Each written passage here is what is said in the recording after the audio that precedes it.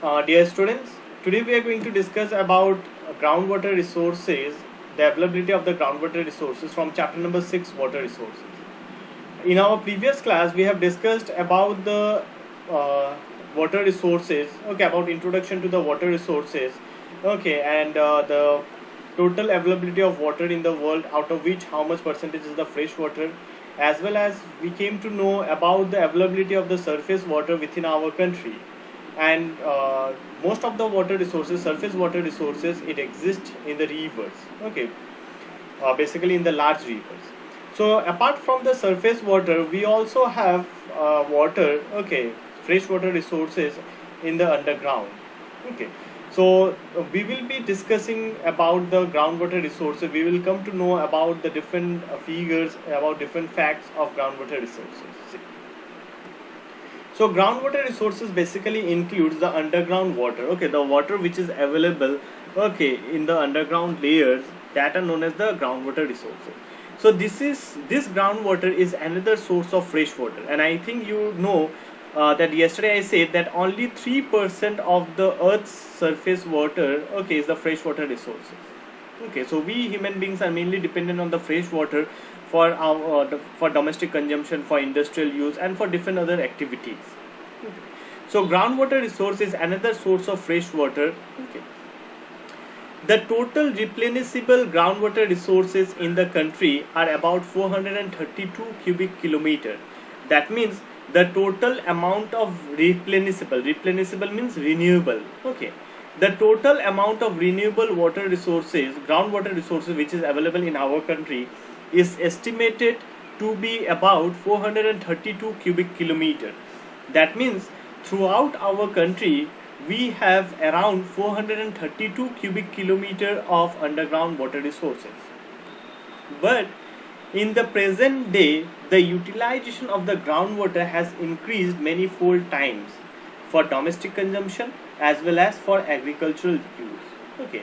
So this 432 cubic kilometer of groundwater which is available, okay, it is getting depleted day by day. So the level of groundwater utilization is relatively high in the river basins lying in the northwestern part and parts of South India. So maximum amount of groundwater resources is being utilized in the northwestern part of our country, basically in the state of Punjab, Haryana, okay, and all, as well as in the southern part, okay, the groundwater resources is mainly used. Now, you may have a question that why groundwater resources is mainly used in this particular northwestern and the southern part of our country. They are rivers are there in this part. Okay, the rivers flow through this part of our country. But then also, why the utilization of this groundwater is higher in these areas actually? The fact is that in this northwestern part of our country, the amount of rainfall received is very less as compared to the other parts of the country, as well as in the southern part of our country also. Okay, basically in the rain shadow areas of the western Ghat, the amount of rainfall received is very less. Okay, so the people, okay, they basically depend on the underground water resources, okay, to meet the demand of water. Okay, so we can say that the surface water, okay, the availability of surface water in these areas is not adequate enough to meet the demand of the people. So the people, they are dependent on the underground water resources, okay, to meet their demand. The underground water utilization is very high in the state of Punjab, Haryana, Rajasthan, and Tamil Nadu.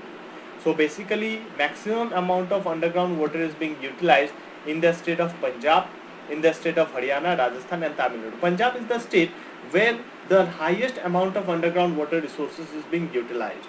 Okay, and the most important thing in this states, okay, in Punjab, Haryana, Rajasthan, and Tamil Nadu is that the underground water is utilized mainly for irrigation purpose, mainly for supplying water to the agricultural fields.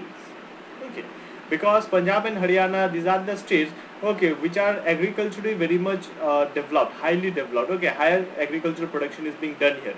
So they get water from the Indira Gandhi Canal, but apart from this, okay, there are certain areas where the water supply from the canals is not yet provided. So the people of those areas, they are dependent on the underground water resources, okay, for carrying out the agricultural practice. So most of the underground water resources which is being utilized in the state of Punjab, Haryana, Rajasthan and Tamil Nadu is used for irrigation purpose. Okay, the main purpose of utilizing this groundwater is the irrigation purpose, for agricultural purpose. However, there are states like Chhattisgarh, Odisha, Kerala, etc., which utilize only a small proportion of the underground potential. Okay, whereas there are some other states like Chhattisgarh, Odisha, Kerala, etc. Okay, these are the states which uses a very small percentage, okay, a very small proportion of their groundwater potential. That means the amount of groundwater which they have, okay, out of that they use a very small proportion. Okay, because these are the states like Chhattisgarh, Kerala, Odisha and all, okay, they have like the demand of water for irrigation is not so high. These are the states where agriculture is not so much developed, okay, and moreover, okay, they have you can say enough supply of surface water actually. Okay, while on the other states like Gujarat, Uttar Pradesh, Bihar, Tripura and Maharashtra, okay, the groundwater utilization is moderate. So these states like Gujarat, Uttar Pradesh, Bihar, Tripura and Maharashtra, okay, they have a moderate use of the groundwater resources. Okay, so the use of the groundwater resources, it varies from one part of a country to another, okay, because of unequal distribution of the rainfall. So the areas where high amount of rainfall is there, okay, in those areas the utilization of the groundwater is less, okay, or you can say the areas where the surface water is enough, in those areas the utilization of the groundwater is less, okay, but whereas the areas receiving less rainfall, okay, the areas where the surface water is not adequate enough, so in those areas the utilization of the groundwater is very much higher, just like the state of Punjab, Haryana and all. Okay, and India, not only the groundwater, okay, so apart from the surface and the groundwater resources, we are also having water, okay, in the lakes and the backwaters. But this water, okay, which is found in the lagoons or the saltwater lakes and the backwaters, okay, they cannot be used for you can say irrigation purpose or for consumption, because the waters are basically salty in nature.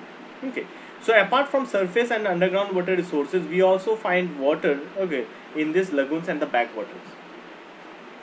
So India has a vast coastline and the coast is very indented in some states. Okay, so India has a very long coastline and in some states the coast is indented underwater. Okay, so due to this, a number of lagoons and lakes has been formed.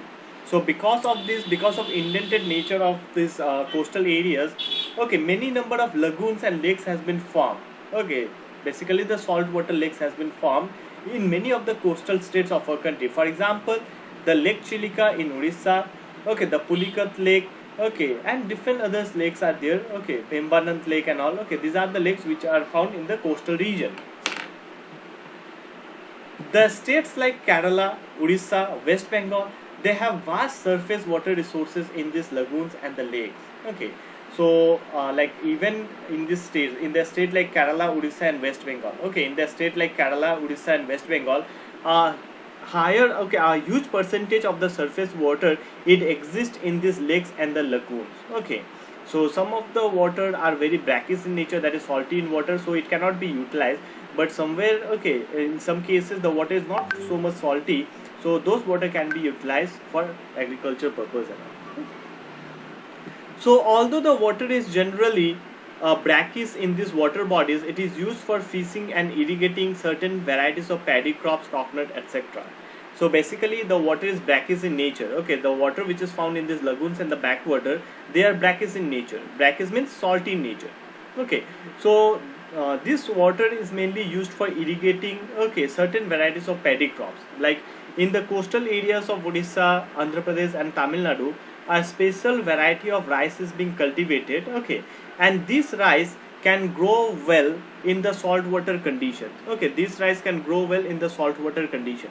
So the water from these lagoons and the backwaters can be used for growing this rice, okay, coconuts and different other crops which can grow in the saltwater conditions actually. Okay, so these are the three different sources of water in our country. Okay, these are the three different sources of water in our country. First one is the surface water, the next one is the underground water resources, Apart from this, okay, a small percentage of water can be found in the lagoons and the backwaters of our.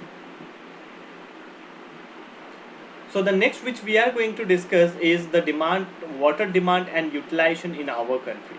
So as we all know that India is the second largest country in terms of population, okay, and it is also an agrarian country, okay, where like most of the people they are engaged in agriculture. So the demand of water is very high in our country, India, both for domestic purpose as well as for irrigation facilities for agriculture purpose. Okay. Apart from this, the demand of water is also high for okay, in the industrial sector also, because India is improving, developing a lot, okay, in terms of industrialization. So India has been traditionally been an agrarian economy, and about two-thirds of its population have been dependent on agriculture. So our country India has been an agrarian economy. That means from the very ancient time, okay, like most of the people of our country they were dependent on agriculture, okay, and our economy was mainly dependent on agriculture, okay. Though the contribution of agriculture in the country's GDP is very less, but if we see according to the number of people working in the different sectors, so you will find that maximum number of people are there in our country who work in the agricultural sector still now, okay. So two-thirds of its population have been dependent on agriculture, and hence development of irrigation to increase agricultural production has been assigned a very high priority in the 5 years plan. Okay. So development of irrigation to increase the agricultural production have been assigned a very high priority in the 5 years plan. So during the 5 years plan, okay, after the independence of our country, the 5 years plans were launched by the government. Okay, and in economics also you have studied about the 5 years plan. Okay, so the first 5 year plans was introduced in the year 1951. Okay, and more emphasis was given on the agricultural sector. Even during the second 5 year plan, the government focused on the construction of the multipurpose projects, on the construction of the dams and all. Okay, so that water can be you can say conserved and supplied to the agricultural fields to improve the agricultural production of our country. Okay, because the leaders, okay, because the leaders who were present at that period of time, who were ruling the country, they thought that Indian agriculture needs to be improved, and in order to improve the Indian agriculture, irrigation is very much essential. Okay, supplying water to the agricultural fields is very much essential. So they invested mainly on the irrigation facilities. So as because has been a traditionally agrarian economy, and about two-thirds of its population has been dependent on agriculture. Okay, so the development of irrigation to increase the agricultural production has been assigned a very high priority during the 5 years plan. Okay, mainly during the first and the second 5 year plan. The multipurpose river valley projects like the Narmada, like the Bhakra Nangal Dam, okay, the Hirakud Dam, the Damodar Valley Corporation, the Nagarjuna Sagar Dam, and the Indira Gandhi Canal project has been undertaken by the government. Okay, so in order to increase the agricultural production, we need to supply water to the agricultural fields. Okay, we need to supply irrigation water to these agricultural fields. So from where the water will be supplied? From the rivers. And how the water will be supplied? By constructing the dams. Okay, so the Bhakra Nangal Dam was constructed, the Hirakud Dam was constructed, the Damodar Valley Corporation was constructed, the Nagarjuna Sagar Dam was constructed, and the Indira Gandhi Canal project was launched by the government, okay, to supply water to the agricultural fields in order to improve the agricultural production. And in fact, India's water demand at present is dominated by irrigational needs, and even in the present day also, okay, most of the water which is being utilized in our country is mainly used for irrigation purpose.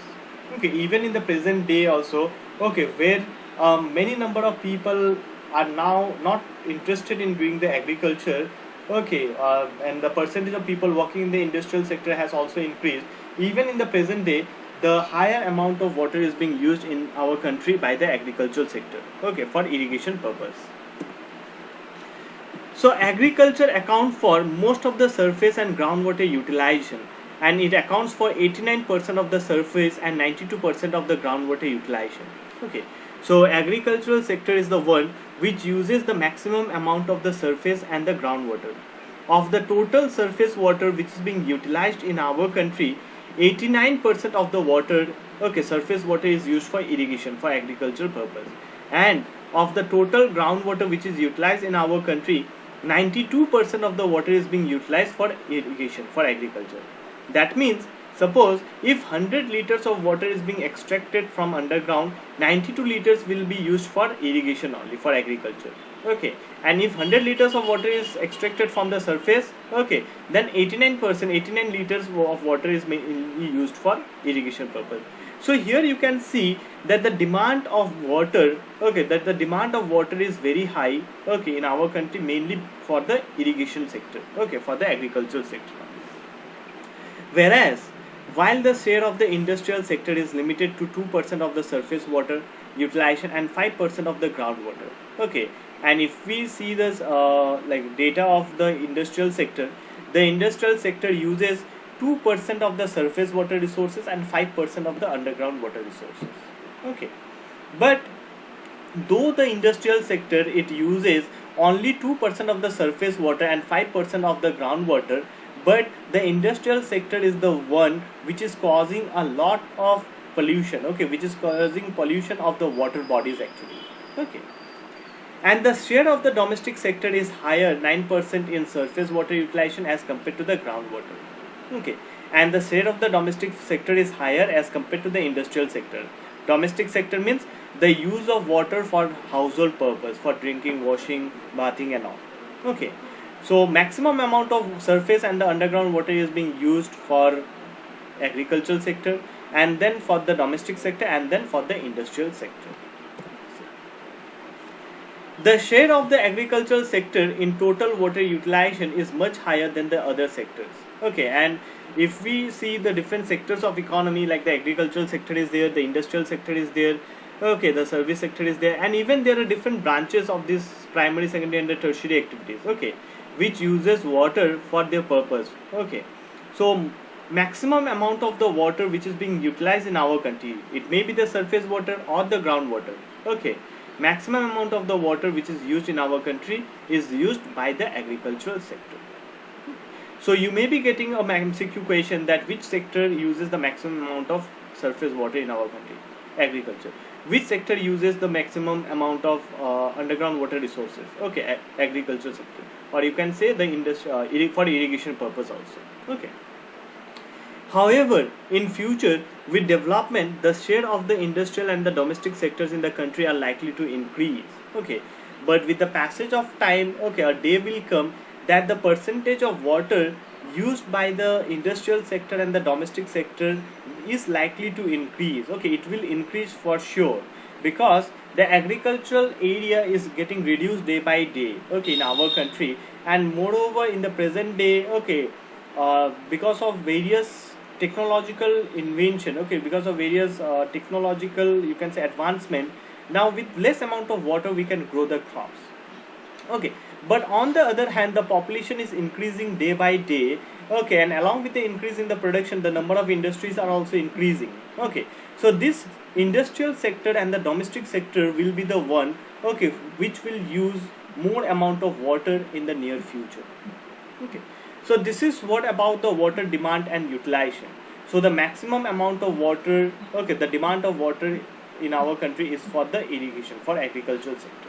Okay, and the agricultural sector is the one which uses the maximum amount of water in our country, both the surface